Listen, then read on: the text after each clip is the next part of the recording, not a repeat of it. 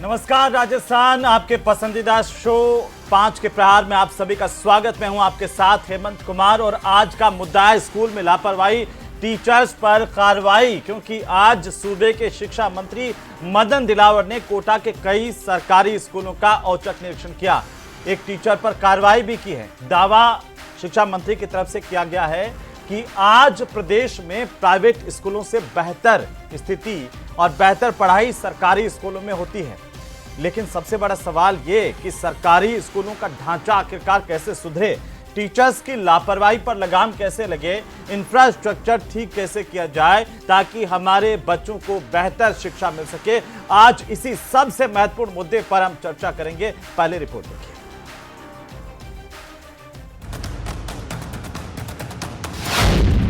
सरकारी विद्यालयों में लापरवाही पर कार्रवाई। के लिए हमने कुछ नोटिस भी दिए, कुछ के खिलाफ कार्रवाई भी करेंगे। मोबाइल पर बात कर रहा शिक्षक निलंबित। कुछ लोग स्कूल में मोबाइल लेकर के पढ़ा रहे थे, घूम रहे थे। सब मोबाइल को हमने लेकर के और एक सीडीओ पवित्रा जी को दे दिया है और उनको कहा कि इनको जब्त करिए। कोटा के कई सरकारी विद्यालयों का औचक निरीक्षण। फिर निरीक्षण करने के लिए अधिकारियों को भेजूंगा। 3 सरकारी विद्यालयों को कारण बताओ नोटिस। शिक्षा मंत्री की दो टूक, नियमों को तोड़ा तो कार्रवाई के लिए रहें तैयार।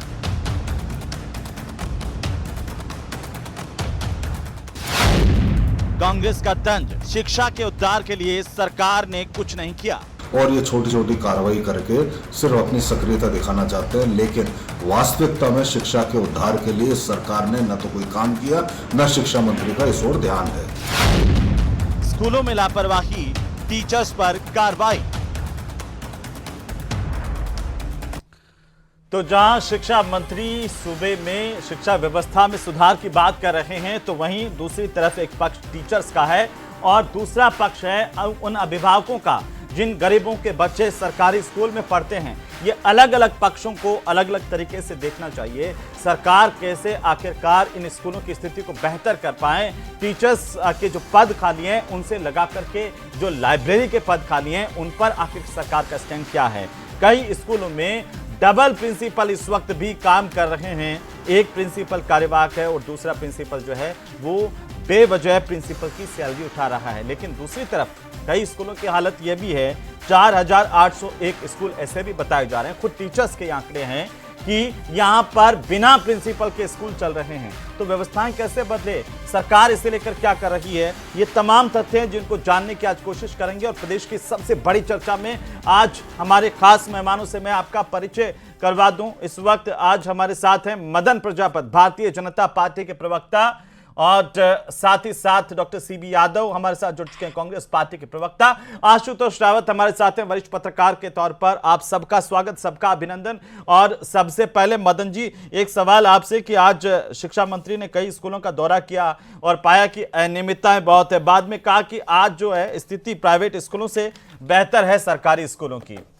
लेकिन दूसरी तरफ आप देखिए 4801 स्कूल ऐसे भी हैं जहां प्रिंसिपल ही नहीं है। कैसे बच्चे पढ़ेंगे? 25 स्कूल ऐसे हैं जहां पर डबल प्रिंसिपल काम कर रहे हैं पिछले 4-5 महीने से। यह हालात स्कूलों की, ये एक छोटा सा मैं आंकड़ा बता रहा हूं।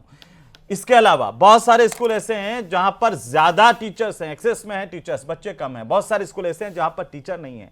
कल ही जालोर के बच्चों ने रोड जाम करके टीचर मांगे, कहा कि 21 जो टीचर हैं वो होने चाहिए थे, 6 टीचर स्कूल में हैं। ये स्थितियां धरातल पर हैं, इनको लेकर के आप क्या सोचते हैं? देखिए हेमंत जी, कांग्रेस राज के अंदर जो शिक्षा और स्कूलों को नाथी का बाड़ा बना दिया गया था, आज भारतीय जनता पार्टी की सरकार ने शिक्षा के स्तर को सुधारना, सरदर्द बनाना और सरकारी स्कूलों को मजबूत बनाने का काम राजस्थान के मुख्यमंत्री माननीय भजनलाल शर्मा जी और प्रदेश के शिक्षा मंत्री मदन दिलावर जी कर रहे हैं। उसी संकल्प में हमारी प्राथमिकता है कि शिक्षा की गुणवत्ता, जो हमारी प्राथमिकता है वो शिक्षा की गुणवत्ता को बढ़ाना है और जो बच्चे हैं उनके भविष्य को सिक्योर करना है। इसी स्तंभ में जो है सबसे पहला जो शिक्षक है उनको लापरवाही, वो अपने कार्य में लापरवाही ना बरते, नियमों का पालन करे। और माननीय मदन दिलावर जी ने पहले भी कहा है कि सरकारी स्कूलों से बड़े आग्रह पूर्वक समझदारी से कहा है कि आप जब कक्षा के अंदर जाएं, क्लासरूम में जाएं, तो मोबाइल का प्रयोग ना करें, क्योंकि जितना समय आपका क्लासरूम का है वो बच्चों के लिए है और शिक्षा देने के लिए, बच्चों को पढ़ाने के लिए है। अगर उसमें कोई लापरवाही बरतेगा तो निश्चित रूप से कार्रवाई होगी। दूसरा जो आपका सवाल था, आपने कहा कि कई भर्तियां खाली है। मैं थोड़ा सा आपको हेमंत जी बता देता हूं कि शिक्षा विभाग द्वारा 20,000 नियुक्तियां भारतीय जनता पार्टी की सरकार के अंदर की गई है। 18,000 से अधिक पदों पर विज्ञप्ति जारी है और 33,200 कार्मिकों का जो है पदोन्नयन किया गया है। 8,000 से अधिक क्लासों को स्मार्ट रूम क्लासेस के रूप में बढ़ाया गया है और 88,800 मेधावी छात्रों को इंटरनेट, निःशुल्क इंटरनेट के साथ में टेबलेट वितरण किया गया है। ये भारतीय जनता पार्टी की सरकार मदन जी बिल्कुल संक्षेप में मैं वापिस आ जाऊंगा। एक एक टिप्पणी सबकी हो जाए। मैं चाहता हूं कि जल्दी जल्दी डॉक्टर सीबी यादव जी, कैसे इस व्यवस्थाएं सुधरे? और मदन दिलावर जी कह रहे हैं कि ये कांग्रेस ने स्थितियां खराब की, हम तो इनको सुधार रहे हैं, स्कूलों की हालत खराब। बोलिए।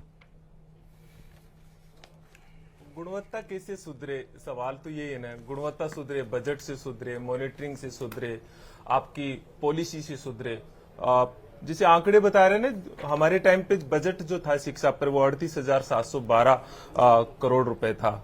ये घट करके 33,000 करोड़ रुपए हो गया। इसमें जैसे हमारे टाइम पर इंफ्रास्ट्रक्चर पर खर्चा था वो 11,000 करोड़ रुपए था, वो घट करके 5,700 करोड़ रुपए हो गया। मतलब आधा ही खर्चा बचा, बाकी तो वेतन भत्तों में चला जाता है, परमानेंट खर्चा होता है। तो शिक्षा पे गुणवत्ता क्या, पहले तो प्राथमिकता ये है।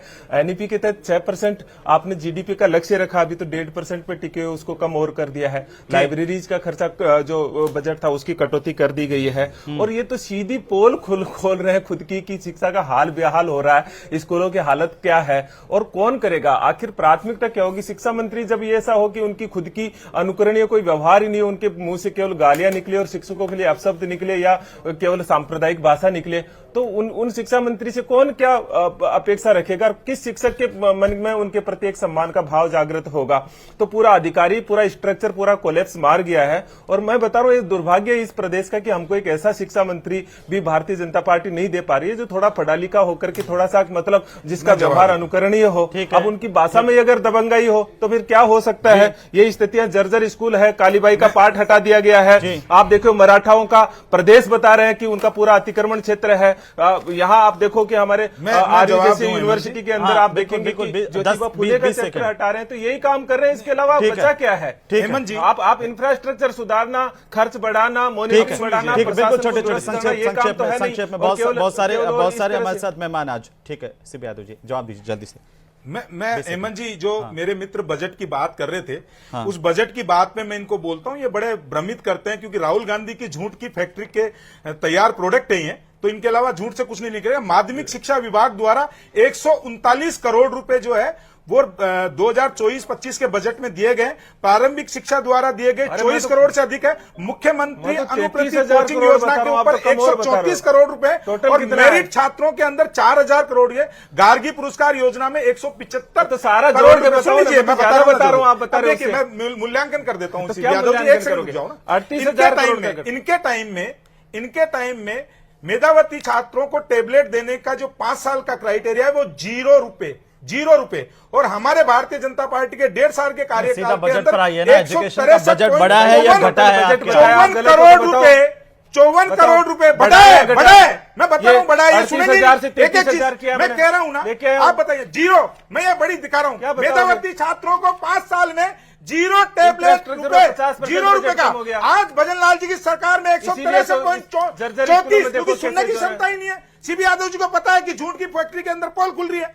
दूसरा मैं बता देता हूं, बालिका दूरदर्शी शिक्षा केंद्र के अंदर ठीक है मदन जी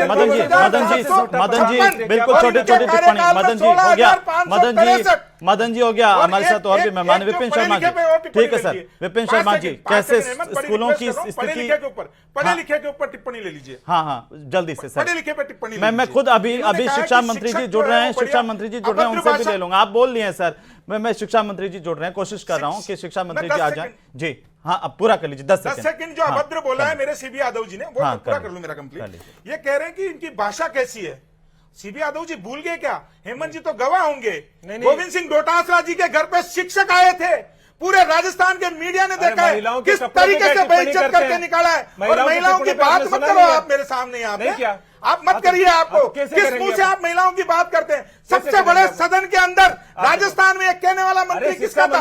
आपका था ना, आपका था कि राजस्थान में बलात्कार इसलिए होता है क्योंकि राजस्थान में मर्द होते हैं। ये भाषा किसकी है? किस महिलाओं के सम्मान की बात कर रहे हो आप यहाँ बैठ के? मेरे से मत कहिए। दूसरा इन्होंने कहा कि पढ़ा लिखा होना चाहिए। अगर पढ़ा लिखा इसको मानते हैं कि गोविंद सिंह डोटासरा शिक्षकों के टाइम पे ये कहना हो, मुख्यमंत्री जी के टाइम पे, कि ट्रांसफरों के अंदर पैसे तो नहीं लिए जाते हो, तो शिक्षा मंत्री के सामने मुख्यमंत्री जी को कहा बिना पैसे के ट्रांसफर नहीं होते। अगर उसको ये पढ़ा लिखा समझते हैं तो राजस्थान का ईमानदार शिक्षा मंत्री मदन दिलावर बेस्ट है। इनके पेट में दर्द क्या है हेमंत जी?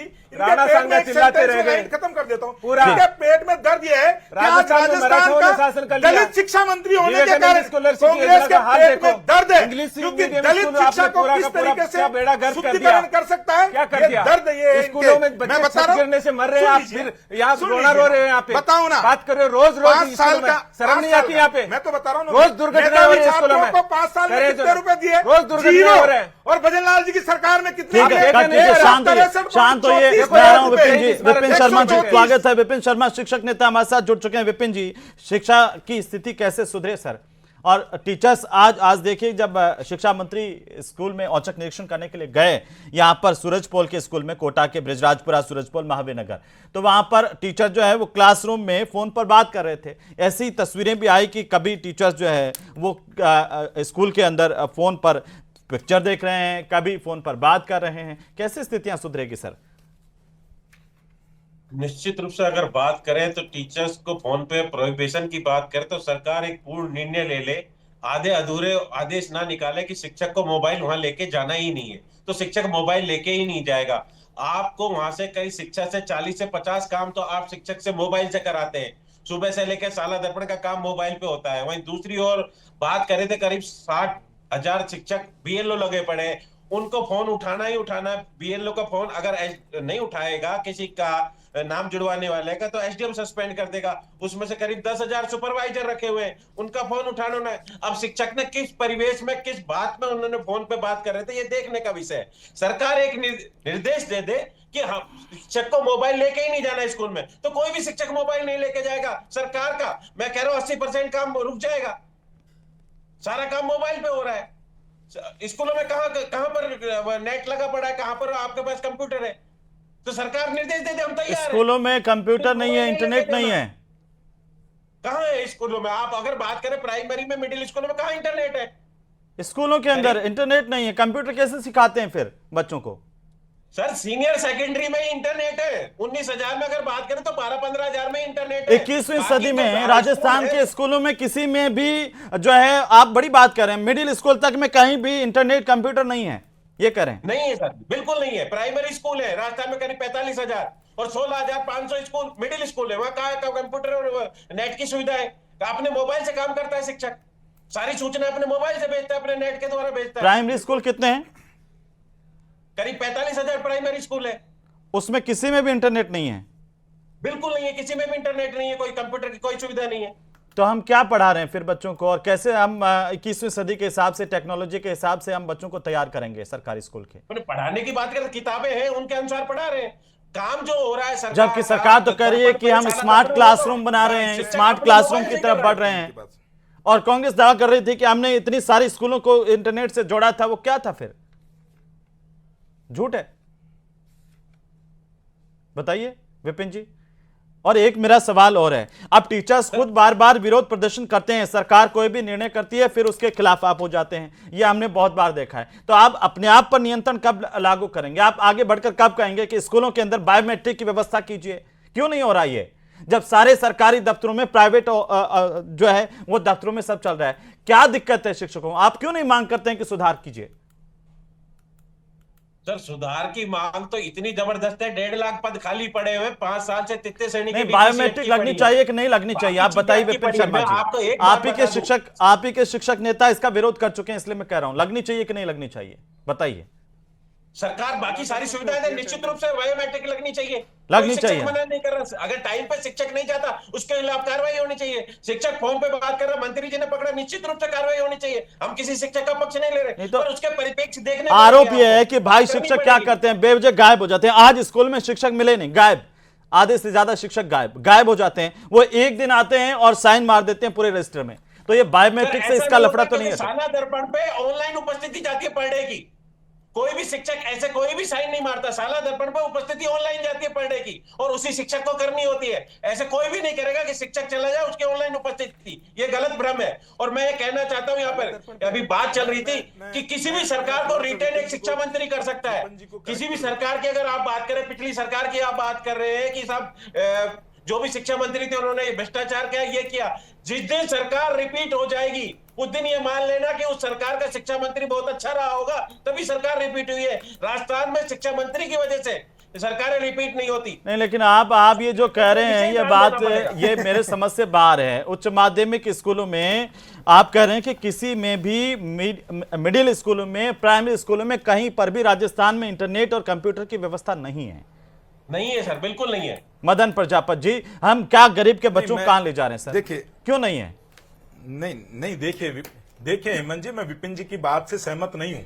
मैं इसलिए सहमत नहीं हूं, विपिन जी कह रहे हैं कि कंप्यूटर ही नहीं है, जबकि वहां पे आपको अगर कोई कुछ भी हो सकता है, कुछ विद्यालयों के अंदर बाबू ना हो, लेकिन कार्मिक अधिकारी बाबू हर स्कूल के अंदर है, हर स्कूल के अंदर कंप्यूटर है। इससे मत करिए, कांग्रेस बीजेपी का प्राइमरी स्कूल, मिडिल स्कूल में कोई और भी मैं बाबू नहीं विपिन जी है, से कोई एक भी आग्रह बाबू और नहीं है। करूंगा। देखिए विपिन जी, सुन लीजिए, बड़ी गलत फहमी है साहब, हमारे एजुकेशन सिस्टम को लेकर के बड़ी बड़ी बड़ी गड़बड़ झाला है। मदन जी, विपिन जी सुन लीजिए ना, आप अपने टर्न में बोलिएगा, बोल चुके तो सुन लीजिए। आप भी तो बीच में बोलते हैं, जब वो गलत आप बोल रहे हैं तो वो बोलेंगे ना सर। मदन जी, आप इस बात को क्यों नहीं मान रहे हैं? तो मैं सुनेंगे जब ही तो गलत सही का फैसला करेंगे ना हेमंत जी। मेरी बात सुन ही नहीं रहे हैं तो कैसे फैसला करेंगे? मैं सिर्फ बीजेपी मैं फैसला तभी करेंगे ना जब मेरी बात सुनेंगे। एक मिनट देखिए, सीधी जी आप पहले खुद का बोल लिया, फिर मेरे बीच में टोकते रहे, मैं जवाब दे दूं उनका। एक मिनट सर, क्योंकि सच सामने आने नहीं देते आप।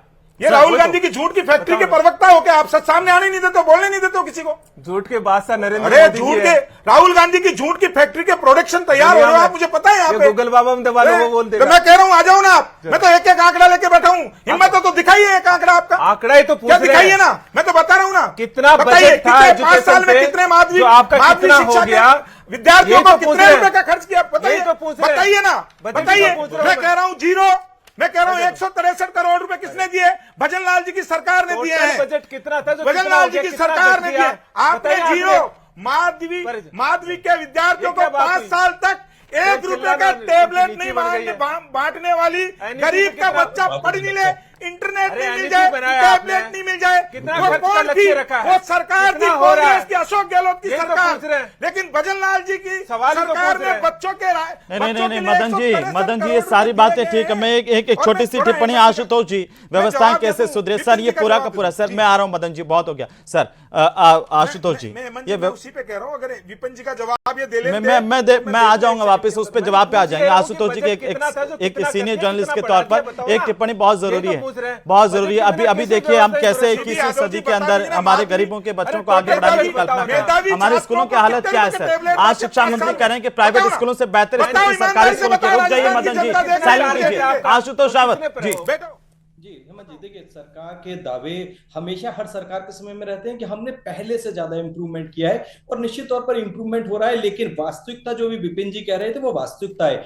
उसको आप नकार नहीं सकते हैं कि शिक्षकों को इतने तमाम कामों में सरकार ने उलझा रखा है कि वह तमाम सरकारी व्यवस्थाएं, जो योजनाएं हैं, चाहे बीएलओ से लेकर के हो, चाहे कोई सर्वे हो, चाहे किसी भी तरह की डेटा इकट्ठा कलेक्शन का काम हो, तो सरकार इन शिक्षकों को लगाती है। और यह बात भी बहुत हद तक सही है कि उनको मोबाइल पर ही सारी जानकारियां अपडेट करनी पड़ती है। लगभग एक टीचर को 6 से 7 ऐप पर आज के तारीख में डेली अपडेशन देना होता है। तो ऐसे में क्या शिक्षकों को मोबाइल फोन यूज करने के लिए परमिशन मिलनी चाहिए या नहीं मिलनी चाहिए? इस पर निश्चित तौर पर सरकार को एक क्लियर वर्डिक्ट देने की मुझे लगता है जरूरत है। अगर सरकार यह आदेश जारी कर दे लिखित में कि हाँ, कोई भी अध्यापक विद्यालय के अंदर स्मार्टफोन लेकर के नहीं आएगा, जैसे भी उनको काम करना है वो मैनेज करें, तो निश्चित तौर पर मुझे लगता है कि शिक्षक उसका पालन बंद करेंगे, लेकिन इतनी तमाम तरह की अव्यवस्थाओं के बावजूद शिक्षकों को दूसरे इतने कामों में उलझाया रखा जाता है, जिसकी वजह से आज हमारी शिक्षा की यह स्थिति है कि विद्यालयों में इंफ्रास्ट्रक्चर नहीं है, शिक्षकों के पास समय नहीं है कि वो शिक्षा के काम कर सके, उनको तमाम दूसरे कामों में लगाया जाता है।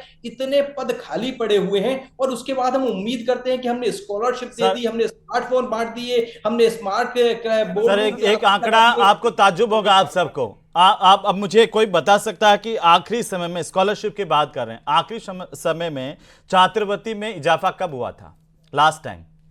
और आज कितनी एक छात्रवृत्ति क्या आज के हिसाब से मिल रही है? वेतन भत्ते सब बढ़ रहे हैं, महंगाई भत्ता भी कर्मचारियों का बढ़ाया जा रहा है, लेकिन जो शिक्षा के नाम पर हम स्टूडेंट को छात्रवृत्ति देते हैं उसमें आखिरी टाइम बढ़ावा कब हुआ था? किसी को याद है? कोई सोचता है उस पर? शिक्षा को लेकर के उन बच्चों का सोचता है कोई?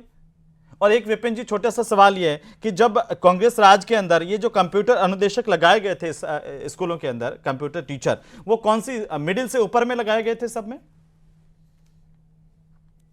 विपिन जी, विपिन आपकी आवाज नहीं आ रही विपिन जी। 1 से 12 जो सीनियर सेकेंडरी विद्यालय है। मैं 1 मिनट आप सबको रोक रहा हूं। कांग्रेस पार्टी के प्रदेशाध्यक्ष गोविंद सिंह डोटासरा हमारे साथ जुड़ चुके हैं। गोविंद सिंह जी, स्वागत है आपका न्यूज 18 राजस्थान पर। नमस्कार जी। नमस्कार। आज शिक्षा मंत्री मदन दिलावर जी ने कई स्कूलों का निरीक्षण किया। वहां पर एक कोटा के एक स्कूल सूरजपोल में एक टीचर जो हैं वो मोबाइल पर बात करते हुए पाए गए, उनको निलंबित किया गया है। उन्होंने ये दावा किया कि आज की जो स्थिति है वो प्राइवेट स्कूलों से ज्यादा बेहतर सरकारी स्कूलों में पढ़ाई होती है। यह भी आरोप लगाया कि कांग्रेस राज में स्कूलों की हालत खराब हो गई थी पूरी, हम उन्हें सुधारने में काम कर रहे हैं। जी जी जी जी जी। ये मोबाइल और शौचालय की सफाई इसके अलावा दूसरी बात तो करते नहीं है। आप बताइए कि कितने टीचर लगाए इन्होंने? इंग्लिश मीडियम की स्कूलों में 12 महीने तक इन्होंने जो है टीचर लगाए नहीं। भवन गिर रहे हैं उनकी इनको चिंता नहीं है। और शिक्षा का ढांचा इनसे ज्यादा कौन जान सकता है? कल परसों की बात है जब ये खुद गए थे स्कूल में और 9वीं क्लास के बच्चे हमारे राज्यपाल का नाम नहीं बता सकते, मुख्यमंत्री का नाम नहीं बता सकते, और ये तो गनीमत रही कि उन्होंने अपना नाम नहीं पूछा कि शिक्षा मंत्री कौन है, वरना वो ये बच्चे ये कहते कि हम नहीं जानते शिक्षा मंत्री कौन है राजस्थान का। तो ये तो खुद ही कह रहे हैं, खुद के इन्होंने मीडिया पे डाला है कि जो मैं स्कूलों में गया तो वहां पर राज्यपाल का और मुख्यमंत्री का नाम वो बच्चे 9th क्लास के बच्चे नहीं बता पाए। तो खुद के उससे ही स्टिंग ऑपरेशन से ही तय हो गया कि बच्चों की कितनी पढ़ाई हो रही है, कितनी नहीं हो रही है। ये जो शिक्षा से संबंधित बात है वो नहीं करेंगे। शिक्षा से संबंधित जो भी बात नहीं होगी। आप बताइए 4,500 के लगभग प्रिंसिपलों को आज 5वां महीना चला गया, उनको यथास्थान पोस्टिंग वाइस प्रिंसिपल से प्रमोशन से दे दी गई। उनमें से 600 रिटायर्ड हो गए और सेवानिवृत्त हो गए, वो बिना कोई अपना मूल प्रिंसिपल का पद लिए हुए, और उनकी ये काउंसलिंग नहीं करवा पा रहे हैं। 600 2 बार काउंसलिंग की डेट आई थी, लेकिन वो बिना वजह बताए, कारण बताए वो 3 बार सर, 3 बार, एक बार नहीं 3 बार जी, 3 दफा इन्होंने ये कर दिया। आज भी मैं दावे के साथ कहता हूं केवल 250-300 ऐसे प्रिंसिपल हैं जिन्होंने कहा भाई हमारे यहाँ प्रिंसिपल का पद खाली है और हमें आपने वाइस प्रिंसिपल से प्रमोट करके यहीं लगा दिया, तो आप हमें दूसरी जगह मत लगाओ। तो हाईकोर्ट ने कहा भाई इनको ऊपर कंसीडर करना और इनको आप बिना कंसीडर किए इनकी पोस्टिंग मत करना। उसके चक्कर में पूरे के पूरे को रोक रखा, और रोक इसलिए रखा है, मैं आपको दावे के साथ कहता हूं आपके चैनल पे 1,500, 4,000, 4,500 प्रिंसिपलों को राजनीतिक दुर्भावनाओं से हटा करके पैसे लेकर के उनको उनकी इच्छित जगह देना चाहते हैं और राजनीतिक दुर्भावनाओं से बाकी लागों को हटाना चाहते हैं। और वो कार्यवाही होने के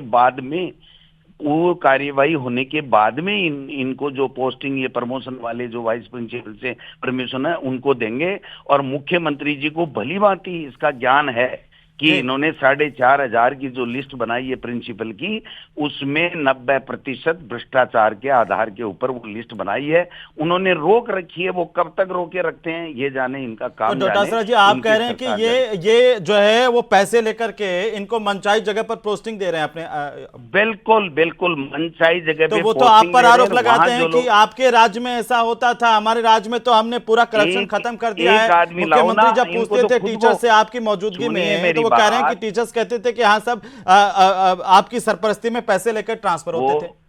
वो बार-बार ये उदाहरण देते हैं।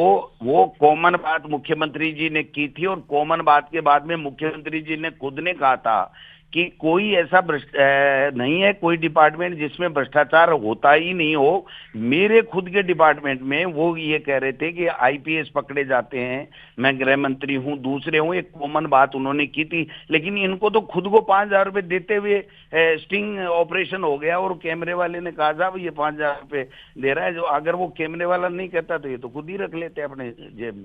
जी, लेकिन आपको पता है कि आपके शासन में भी अभी जो शिक्षक नेता वो कह रहे हैं कि 21वीं सदी में हम जी रहे हैं, लेकिन हमारे सरकारी स्कूलों की हालत यह है कि किसी भी मिडिल स्कूल में और प्राइमरी स्कूल में आज तक इंटरनेट और कंप्यूटर की व्यवस्था नहीं है। क्या पढ़ाएंगे हम बच्चों को? देखिए, इनकी प्राथमिकता है ही नहीं। तो ये आपकी जिम्मेदारी नहीं थी कि डोटासरा जी आप भी तो रहे? तो 8 में मैं कह रहा हूं, हमारी थी, तभी हमने 1700 करोड़ रुपए का इंफ्रास्ट्रक्चर तैयार करके दिया था। लेकिन इन्होंने वहां पर, आपने देखा झालावाड़ में 7 बच्चे मर गए, ये और इनके मुख्यमंत्री नहीं जा पाए। क्यों नहीं जा पाए? 26,000 करोड़ रुपए के भवन और इनके लिए चाहिए, इन्होंने 100 रुपए दिया गया। एमएलए को चिट्ठी लिख दी कि एमएलए अपने फंड में से पैसा दे दे। भाई एमएलए का फंड आपका नहीं है, एमएलए का फंड तो एमएलए का होता है, उसके अपने स्वीप विवेक से जो गाइडलाइन होती है उससे वो तय करेगा। मैंने शुरुआत की थी और मैंने 70 लाख रुपए मेरे फंड से मेरे विधानसभा क्षेत्र में स्कूलों की मरम्मत के दिए हैं। क्या ये खुद जो शिक्षा मंत्री है इसने अपने विधानसभा क्षेत्र में दिए हैं क्या? स्कूलों की मरम्मत के लिए पैसे दिए? किसी बीजेपी के नेता ने दिए? क्या मुख्यमंत्री ने सांगानेर में दिए? ये बार बार ये बात कहते हैं कि भाई आप अब विपक्ष में आकर के तो ये कहते हैं, लेकिन जब आप खुद मंत्री थे इस डिपार्टमेंट के, तब आपने मरम्मत के काम पूरे क्यों नहीं करवाए? तब आपने इंफ्रास्ट्रक्चर को सुधारा क्यों नहीं? ये तो सतत प्रक्रिया है, किसने कहा नहीं कराया? हमने 350 करोड़ रुपए पहली साल में दिए थे मरम्मत के। ये कैसे कह सकते हैं? इन्होंने तो बजट में घोषणा की, उसका तो आज की तारीख तक वित्तीय स्वीकृति नहीं निकली है। आज टीचर्स के भी पद खाली पड़े हैं डोटासरा जी, और लाइब्रेरियन ग्रेड 3 के पदों को लेकर के लगातार ये बेरोजगार मांग कर रहे हैं कि इनकी पदों में बढ़ोतरी होनी चाहिए। देखिए, ये जो सेवा नियमों में हमने संशोधन किया था, और वो संशोधन 25 साल में किसी ने नहीं किया, तब तो लाइब्रेरियन का 27 साल से प्रमोशन ही नहीं हो रहा था। मेरे समय में, हमारी सरकार के समय में हमने उनको करके प्रमोशन दिया था।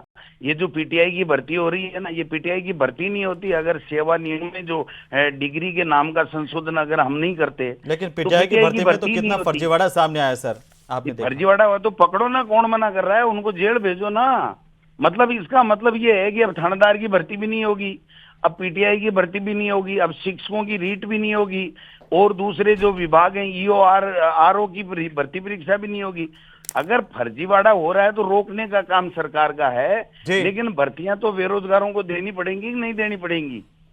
नहीं, लेकिन आपके राज्य में जो हुआ उसकी जिम्मेदारी भी तो आपको लेनी चाहिए, क्योंकि वो तो वही आरोप बार बार आप पर यही लगाते हैं ना। क्या लगाते हैं? अब उनको आरोप लगाने का समय थोड़ी है, अब तो उनको करने का समय है। आपने थानेदारों की बात की, थानेदारों की भर्ती आपके समय में वो कह रहे हैं कांग्रेस ने करवाई, पूरा फर्जीवाड़ा करवाया। पीटीआई की भर्ती आपके समय, आप बताइए जी, काय में करवाया था फर्जीवाड़ा? एसआई भर्ती परीक्षा 2021 है, एसआई भर्ती परीक्षा 2021, कितने ही थानेदार पकड़े गए। तो फिर इन्होंने क्या किया? अगर हमने जानबूझ के थोड़ी कराया था। पीटीआई अगर कोई गड़बड़ी हुई है तो उसको इन्होंने तो कहा था ना कि हम सरकार में आते ही उसको निरस्त करके दोबारा करा देंगे। अब ये पलटू राम क्यों हो गए? आप बताओ मेरे को, ये पलटू राम क्यों हो गए? निर्णय क्यों है? निर्णय क्यों नहीं ले रहे हैं कि इनको क्या करना चाहिए? बिल्कुल डोटासरा जी, आप हमारे साथ जुड़े, बहुत शुक्रिया, और हमारे साथ जुड़ने के लिए, तमाम बातचीत करने के लिए, और बाकी पैनल भी हमारे साथ जुड़ा। लेकिन सबसे बड़ा सवाल आप सभी मेहमानों का भी बहुत शुक्रिया हमारे साथ जुड़ने के लिए। बड़ा सवाल एक आपके लिए छोड़े जा रहा हूं, आप दर्शकों के लिए। वो सबसे बड़ा सवाल यही है कि आखिर इस आरोप प्रत्यारोप में हमारे स्कूल कहाँ हैं, हमारे गरीबों के बच्चे कहाँ हैं, उनकी व्यवस्थाएं कैसे सुधरे, शिक्षकों की समस्याओं का समाधान कैसे हो। जिस सरकार ने कहा था, लगातार सरकारें बदलती रहीं लेकिन थर्ड ग्रेड टीचर्स की ट्रांसफर पॉलिसी नहीं बनी, उस पर जवाब कौन देगा, इंफ्रास्ट्रक्चर पर जवाब कौन देगा, ये आप सबको, हम सबको सोचने की जरूरत है।